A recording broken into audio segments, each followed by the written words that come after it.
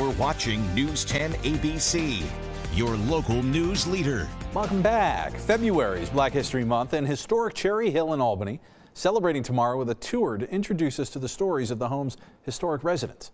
Executive Director and Marketing and Community Engagement Associate for Cherry Hill stopped by the studio earlier today to share more. So first of all, what is Cherry Hill and what is it known for? Yeah, absolutely. Well, most people, if they know anything about Cherry Hill, they know it as the five-generation home of the Van Rensselaer family.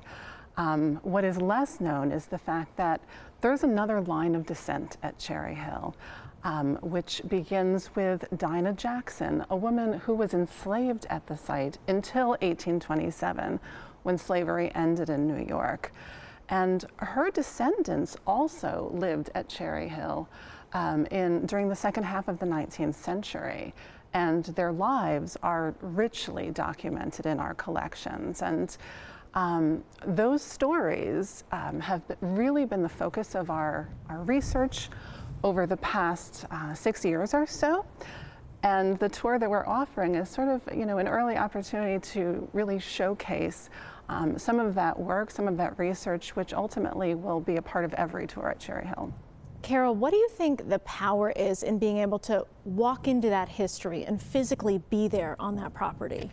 Well, it's representation that most people don't know exists. And for Dinah, I call her Miss Jackson, but Dinah Jackson and William James Knapp, Clara, and the rest of the inhabitants, during Black History Month, we want to make sure that everyone knows they're there. They were there. They're still there.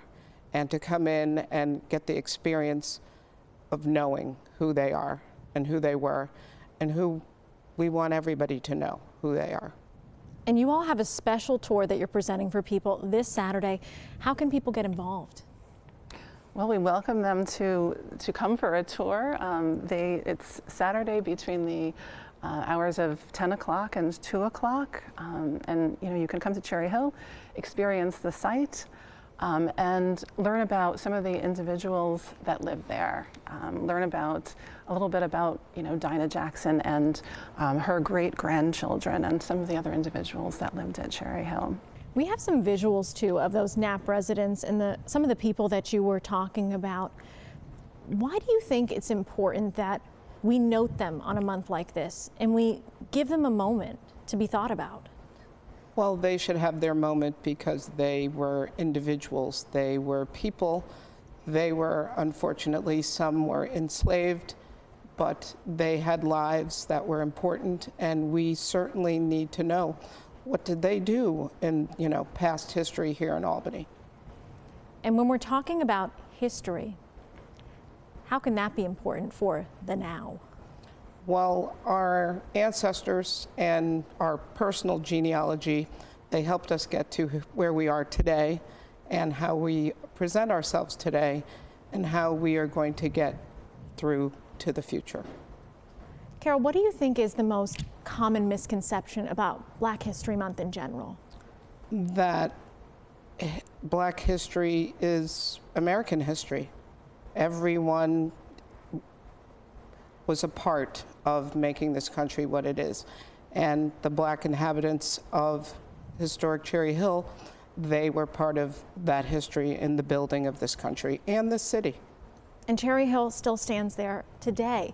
Can people come whenever they'd like, or how does it work with your operating hours?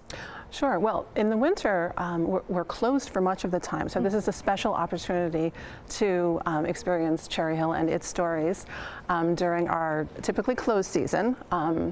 We open and tours are offered on the hour from 10 o'clock through 2 o'clock is the last one. Then we open again for our 2025 season on May 4th with our Albany History Fair. And our entire season this year is going to be dedicated to the story of William James Knapp, who was Dinah Jackson's great-grandson.